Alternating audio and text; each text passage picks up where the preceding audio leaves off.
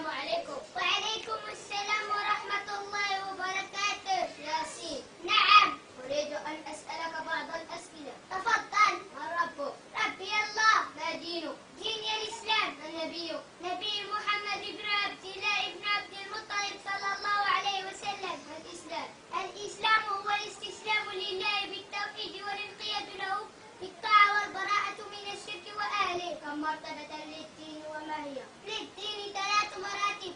أولا الإسلام، ثانيا الإيمان، ثالثا الإحسان. كم أركان الإسلام وما هي؟ للإسلام 5 أركان. أولا شهادة أن لا إله إلا الله وأن محمدا رسول الله.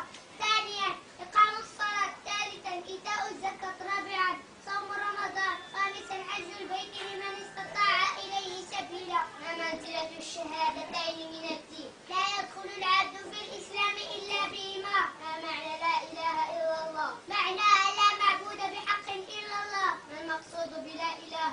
نفي جميع ما يعبد من دون الله. ما المقصود بإلا الله؟ إثبات العبادة لله وحده. اذكر شروط لا إله إلا الله. شروطها 8. أولا العلم. ثانيا اليقين. ثالثا الإخلاص.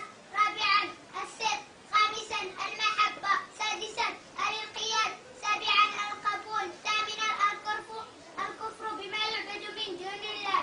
ما معنى الشهادة بأن محمد رسول الله؟ طاعته فيما أمر وتصديقه فيما أخبر واجتناب ما نهى عنه وزجر وأن لا يعبد الله إلا بما شرع. ما المرتبة الثانية من مراتب الدين؟ المرتبة الثانية الإيمان. ما الإيمان؟ هو قول باللسان واعتقاد بالقلب وعمل بالجوارح. هل الإيمان يزيد وينقص؟ نعم. لماذا يزيد الإيمان؟ بطاعة الرحمن. لماذا ينقص الإيمان؟ بطاعة الشيطان ومعصية الرحمن.